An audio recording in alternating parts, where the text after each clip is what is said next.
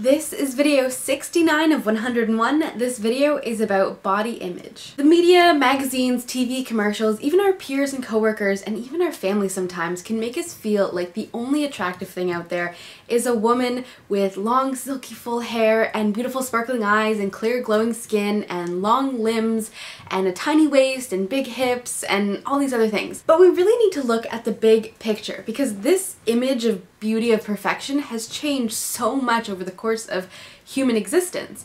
I mean, we didn't even have these kind of things way back in the day, but even looking back to like the Italian Renaissance, the most attractive female figure in that point was something we would call plus size right now, because that full-figured woman actually showed that, you know, you had enough money to be able to eat and to feed yourself this much food. So that was seen as the most attractive thing, is this like full-figured woman, which is totally beautiful, but a lot of us today would consider that to be plus size or even overweight. Think about the 90s with the waif Kate Mosses running everything, with the very, very athletic, boyish figures and the very plain kind of youthful innocence face. That was what was popular like 20 years ago, not even like 15 years ago. And now we're being ruled by the Kim Kardashian era, which is my personal least favorite figure. But guess what the most actual beautiful figure is? Whichever one you have. I know, right? Crazy.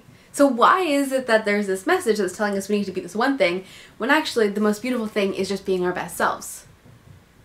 The media loves to make us feel shitty about ourselves because that's how they sell things. I studied marketing, and a huge part of it is psychology and how different colors and shapes and wording and language and images make us feel. And they use that to make us feel shitty, and then they throw in a product there that's saying, hey look, you're not gonna feel shitty if you have this product, enticing us to buy that product so they can have money for their bottom line.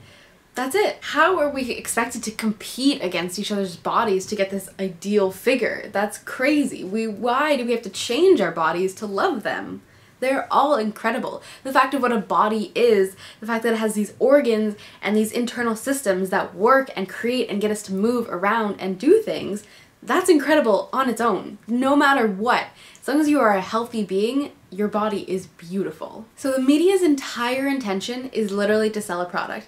And the easiest way for them to sell a product is to make us feel really shitty about ourselves so that we can then justify in our heads why we need this thing that's going to make us feel even better, and then we buy that thing. But then guess what? We still feel shitty, and then that company now has our money. I used to feel so shitty about myself.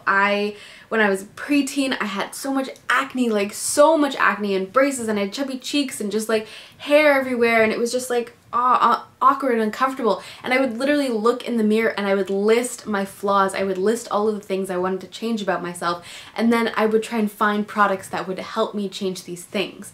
It was just this endless cycle, and I eventually ended up with like a huge bathroom full of shit that I didn't even use. Half-used stuff that was supposed to make me feel and be beautiful and all this kind of stuff.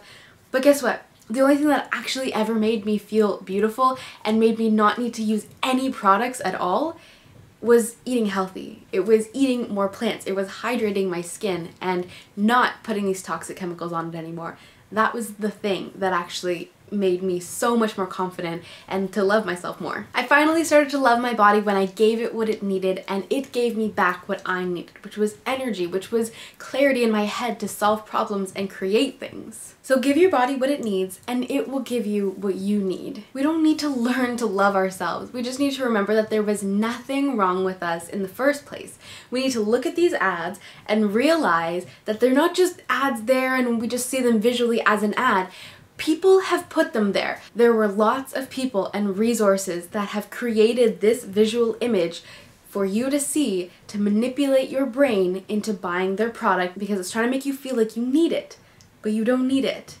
You don't. If you want to feel good about yourself, give your body what it needs and you will feel amazing. That's all you gotta do. Give your body what it needs and it will give you what you need. All of these people behind these ads, they're just trying to get your money. That's literally all they're trying to do. It's a business. It wants money. That's how it succeeds. And it's doing it in a very, very toxic way. It's just trying to make us feel shitty about ourselves. That makes me kind of angry. Why would I want to support something like that that's going to make me feel shitty, and then their product's not even going to deliver? It's just a bunch of toxic chemicals kind of in this like pretty packaging. That's it. That's all it is. It's not actually going to do anything for me. All of these adornment products are trying to say that you'll be this most beautiful, best version of yourself if you use these products.